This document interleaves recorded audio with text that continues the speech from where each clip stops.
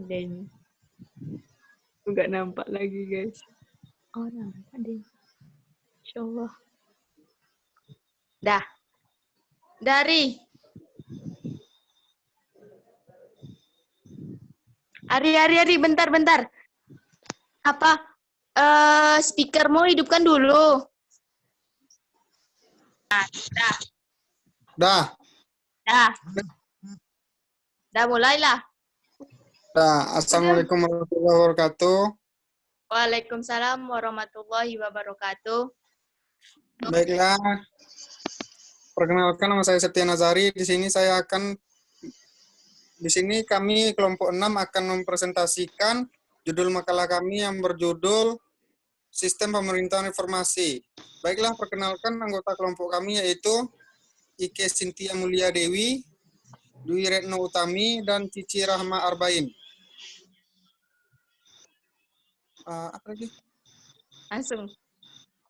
Baiklah, kepada yang jelasin pertama siapa? Aku. Baiklah, pada Dwi Retno Utami dipersilakan. Baiklah, saya ini ya. Nggak ada manggil. Nggak ada, lanjut. Saya di sini akan menjelaskan sistem pemerintahan reformasi. Sistem pemerintahan reformasi dimulai sejak jatuhnya Soeharto pada 21 Mei 1998 yang disusul dengan naiknya B.J. Habibie menjadi presiden ketiga sampai Oktober 1999. Kemudian Presiden Abdurrahman Wahid yaitu pada sejak Oktober 1919 hingga Juli 2001. Dan masa Presiden Megawati Soekarno Putri. Pada akhir sebab periode Orde Baru pada tahun 1966 sampai 1998, penulis telah menyebutkan peranan penting M. Amin Rais yang menjadi motor gerakan reformasi. Peranan beliau bertambah penting terutama kurun waktu 1998 sampai 2004 sebagai periode di mana Indonesia masih dalam masa transisi untuk menjadi negara demokrasi yang terbesar ketiga di seluruh dunia. Pasca pemilu pada tahun 1999 yang dimenangkan oleh PDIP, pimpinan Megawati Soekarno Putri dan selanjutnya disusun oleh Partai Golkar yang di ranking kedua. Partai Kebangkitan Bangsa atau PKB yang ketiga, Partai Persatuan Pembangunan atau PPP. Yang keempat, Partai Amanat Nasional atau PAN yang dipimpin oleh M. Amin Rais di tempat kelima. Karena perolehan suara PAN tidak sampai 10%, maka Amin Rais merasa tidak memiliki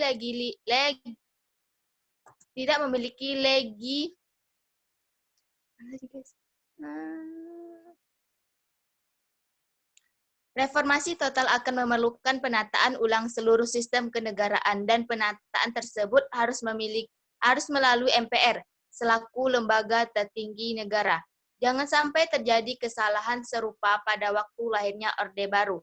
Jenderal Soeharto dengan dukungan militer, mahasiswa, umat Islam, dan berbagai komponen masyarakat yang telah tampil menjadi presiden dengan misi meluruskan kesalahan pemerintahan sebelumnya. Soekarno. Namun karena Soeharto dibiarkan berkuasa secara absolut seperti masa Soekarno, maka sistem pemerintah politik Orde Baru pun berkembang menjadi otoriter. Selanjutnya akan dijelaskan oleh Ike Sintia Mulia Dewi. Baiklah, yang selanjutnya yaitu Amin Rais kemudian berinisiatif mengambil strategi membangun aliansi lintas partai yang disebut Poros Tengah, khususnya dari kalangan partai Islam dan berbasis massa Islam seperti PBB, PBB, PAN, PK, dan PKB. Sama seperti pada gerakan reformasi, Amin Rais menjadi motor aliansi ini. Ternyata, aliansi ini berhasil dengan baik. Pada sidang MPR awal, Oktober tahun 1999, Amin Rais terpilih sebagai Ketua MPR.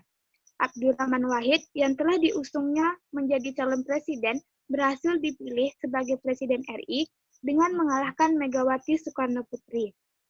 Tampil Gus Dur sebagai Presiden RI adalah untuk menggantikan Habibie yang diangkat menjadi Presiden RI pasca lengsernya Soeharto pada tanggal 21 Mei 1998 dan yang tidak pertanggungjawabannya ditolak oleh MPR. Namun, sayangnya, Gus Dur banyak menyia-nyiakan kesempatannya sebagai presiden dengan seringnya mengeluarkan ucapan-ucapan atau kebijakan-kebijakan yang kontroversial. Juga, frekuensi kunjungannya ke luar negeri yang melebihi Soekarno. Akhirnya, Gus Dur pun dilengsarkan oleh Amin Rais melalui sidang MPR pada bulan Juli 2001 dan digantikan oleh Megawati karena sebagai ketua MPR yang mengetok palu. Akibatnya, Amin Rais dianggap oleh pendukung Gus Dur sebagai biang keladi upaya pelengseran Gus Dur dari jabatan presiden. Dan akses selanjutnya, terjadi ketegangan yang hampir saja menimbulkan konflik horizontal antara warga NU dengan Muhammadiyah di tingkat akar rumput.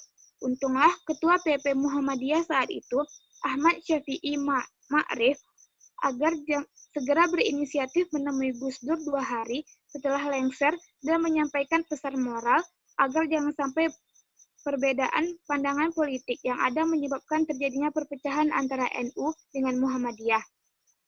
Selain peristiwa politik yang sangat penting seperti disebutkan di atas, kontribusi Amin yang tidak kalah pentingnya dalam posisi beliau adalah 1999 sampai 2004.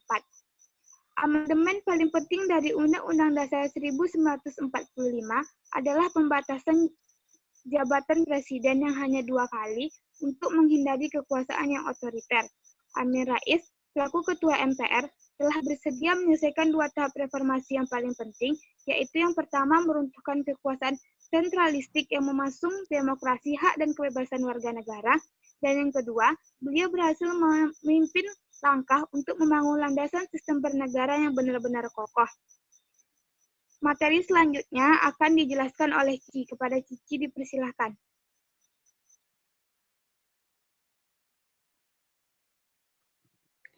Baiklah, saya akan melanjutkan materi dari Ike.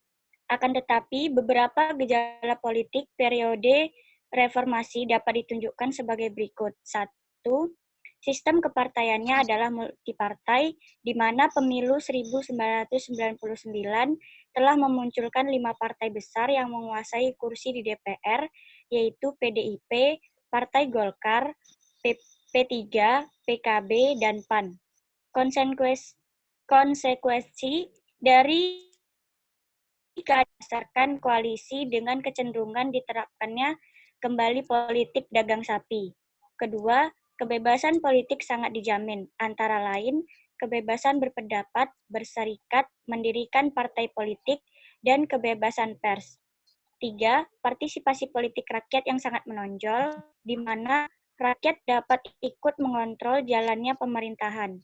Keempat, kecenderungan konflik horizontal antara kelompok masyarakat akibat lemahnya sistem pengawasan politik dan penegakan hukum. 5. Konflik antar elit politik seperti tercermin pada konflik antara Presiden Abdurrahman Wahid dan SPR yang memiliki kekuasaan besar untuk mengontrol pemerintahan. Era reformasi sejak 1998 dalam perspektif kekuasaan politik ternyata menunjukkan suksesi kekuasaan yang tepat. Hingga 2012 telah terjadi 4 kali pergantian presiden, mulai dari B.J. Habibie pada Mei 1998 sampai Oktober 1999, lalu digantikan oleh Abdurrahman Wahid atau Gus Dur dari Oktober 1999 sampai Juli 2001, lalu digantikan oleh dari 2021 sampai Oktober 2004, dan Susilo Bambang Yudhoyono atau SBY yang terpilih sebagai presiden pada pemilu 2004, berkuasa sejak Oktober 2004 sampai Oktober 2009. Kemudian terpilih lagi sebagai presiden dalam pemilu 2009 hingga kekuasaannya berakhir pada tahun 2014. Lalu SBY digantikan oleh Insinyur Joko Widodo atau yang akrab disapa Jokowi.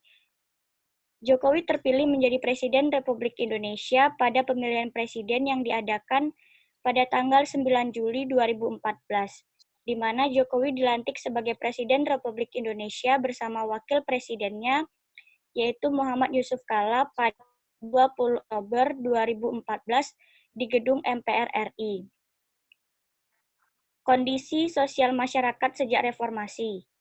Sejak krisis moneter yang melanda pada pertengahan tahun 1997, perusahaan swasta mengalami kerugian yang tidak sedikit. Bahkan pihak perusahaan mengalami kesulitan memenuhi kewajibannya untuk membayar gaji dan upah pekerjanya.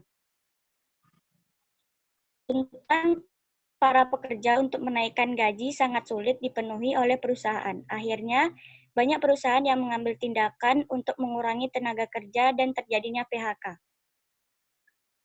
Sekian materinya.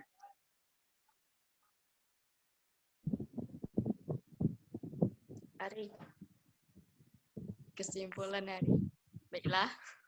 Oke, baiklah. Saya akan membacakan kesimpulan, yaitu usaha mengkombinasikan dua sistem seringkali melahirkan kompromi-kompromi politik di mana kedudukan presiden cukup aman, tetapi tidak begitu bermanfaat bagi berbagai kebijakan pemerintah, pada khususnya dan perkembangan demokrasi pada umumnya. Karena kompromi politik pada dasarnya adalah bersifat kasuistik dan sementara yang tidak dapat secara terus-menerus dipertahankan.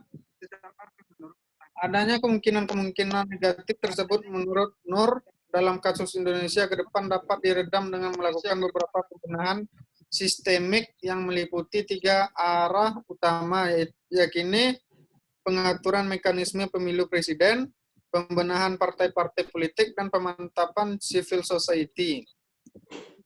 Baiklah, sekian dari presentasi kami.